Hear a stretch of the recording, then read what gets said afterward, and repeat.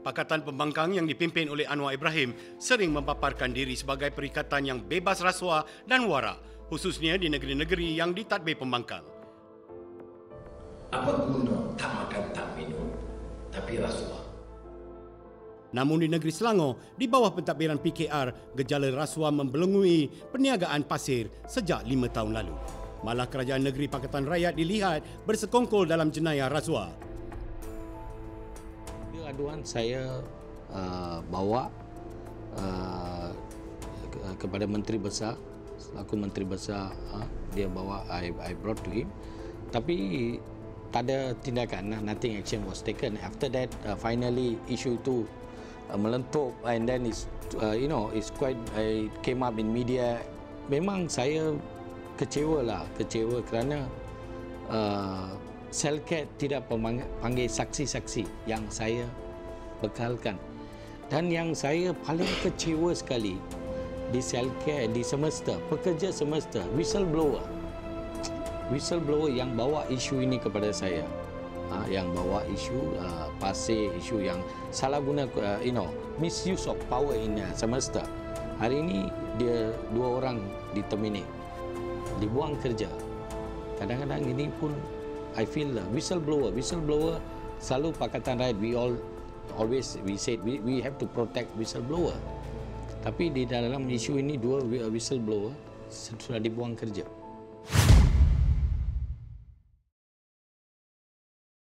Tuduhan rasuah, salah guna kuasa, salah guna wang rakyat membelit setiap daripada negeri-negeri yang ditadbir oleh Pakatan Rakyat.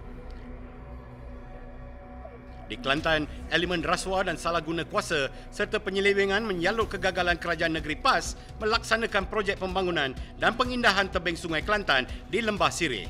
Pada tahun 2003, Menteri Besar Datuk Seri Nik Aziz Nikmat mengikat perjanjian untuk menyerahkan 1,000 ekar tanah kepada sebuah syarikat swasta bagi menghasilkan projek bernilai RM2 bilion ini. 10 tahun berlalu, namun pemaju gagal membina masjid, jambatan dan sebuah stadium dan pelbagai infrastruktur lain. Tidak ada tindakan daripada kerajaan negeri, malah Nik Aziz melanjutkan tempoh untuk syarikat menyiapkan projek ini. Di sebalik skandal berkenaan, syarikat pemaju dilaporkan menganugerahkan RM400 juta kepada ahli lembaga pengarahnya sebagai dividen. Sekali lagi, tanpa mengundang sebarang tindakan daripada Nik Aziz. Keistimewaan syarikat ini mendapat sejumlah tanah yang begitu luxury punya area ataupun kawasan yang nilai tanahnya tinggi, alright, dalam mana bon jaminan tidak dilaksaikan. Saya dapat tahu hanya sebahagian diberikan kepada kerajaan negeri, tapi sehingga hari ini kerajaan negeri tidak mengemukakan apa-apa bentuk teguran ataupun memberikan satu, orang kata, amaran. Itu sebab saya kata ini mungkin berlaku penyalahgunaan kuasa di situ. Dalam laporan tahunannya, Ketua Audit Negara mendedahkan bahawa projek pembangunan dan pengindahan Sungai Kelantan atau Lembah Sireh syarat dengan pelbagai masalah. Ada janji tu, nak pergi rumah kedai, tu hok nak tu mati. Hok duk tunggu. Hok nak rumah kedai tu. Sebab dia ambil tanah dia juga. Dia janjilah. Tuan tu mati dah. Tak ada. Janji pelawak. Dia janji dia nak pergi kedai, gapo nah dia nak perginya, dia janji habis dia pergi separuh.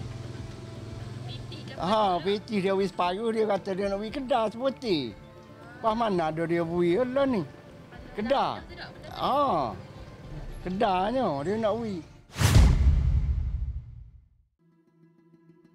Itu PAS dan PKR. Di dalam DAP, pemimpin-pemimpin parti ini makin lantang mendedahkan gejala rasuah yang semakin menular dalam DAP.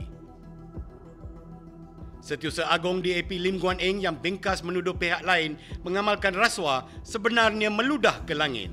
Wakil rakyat daripada parti beliau sendiri mendedahkan politik wang menjadi amalan dalam DAP untuk membeli jawatan dan sokongan. Ahli kita bertambah semakin ramai dan ada pemimpin-pemimpin yang sekarang ini sudah ada bibir-bibir mereka menggunakan wang-wang, politik wang. Walaupun bukan jelas, tetapi sudah ada bibir-bibir menuju ke arah ini. But when I went in, I realized that while they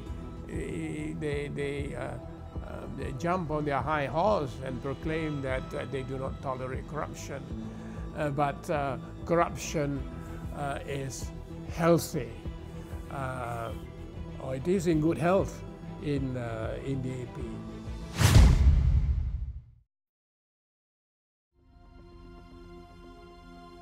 Dalam pada itu, rekod Ketua Pembangkang Datuk Seri Anwar Ibrahim sendiri semasa beliau Menteri Kewangan dan Timbalan Presiden UMNO harus dijadikan iktibar untuk mengukur kewibawaan beliau. Pada Jun 1999, UMNO mengambil langkah untuk mengeluarkan senarai penerima projek-projek raksasa kerajaan yang dibolot oleh ahli keluarga Anwar dan kawan-kawan beliau. Antara mereka ialah bekas Setiausaha Agong Angkatan Belia Islam Malaysia yang kini ahli jawatankuasa PAS Pusat, Datuk Kamarudin Jaafar. Syarikat milik Kamarudin adalah pemegang saham utama dalam 3 buah projek iaitu Kuala Lumpur Linear City, KL People Mover Rapid dan Sabah Shipyard Sdn Bhd yang nilai kos keseluruhannya ialah 11.319 bilion ringgit. Beliau memiliki saham dalam 2 syarikat yang mengendalikan pembinaan pengangkutan di ibu negara iaitu KL Linear City bernilai 10 bilion ringgit dan KL PRT Sdn Bhd bernilai hampir 1.3 bilion ringgit serta projek Sabah Shipyard Sdn Bhd sebanyak 21 juta ringgit. Dr. Rahim Gaus, seorang lagi penyokong kuat Anwar, turut mendapat projek Express Rail Link bernilai 2.4 bilion ringgit. Dalam senarai saham, bapa dan 2 adik Anwar dicatatkan sebagai turut mendapat peruntukan saham Bumiputra yang dikeluarkan oleh kerajaan. Bapanya, Datuk Ibrahim Abdul Rahman dan adik-beradiknya, Farizan dan Marzuki, memegang saham berjumlah lebih 7.1 juta unit dalam 3 buah syarikat. Setiausaha Sulit Anwar dalam kerajaan Azmin Ali yang kini Timbalan Presiden PKR juga dilaporkan mengumpul harta dan saham bersama isterinya Syamsidah Tahirin. Dokumen saham saja bernilai transaksi tunai yang terlibat dalam pembelian salah saham itu bernilai 1.8 juta. Dan salinan dokumen yang saya dapati ialah salinan asal. Salinan yang dokumen-dokumen lain adalah seperti penyata bank, penyata akaun bank, penyata saham lain yang bernilai lebih kurang dalam 10 juta. Selepas 8 tahun menjadi Menteri Kewangan dan Timbalan Presiden UMNO, Anwar kini tampil mempersoalkan rekod pengagihan saham untuk Bumiputra.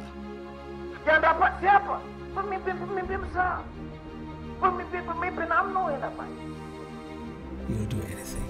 You'll do anything. But he's very, very capable of saying, oh, I have nothing to do with this, and, putting blame on other people and saying, look at the way I'm treated. Every time something goes wrong, they blame Anwar. He's very good in playing victim. He is a master in this game of playing victim, that he's the victim when actually he's the perpetrator.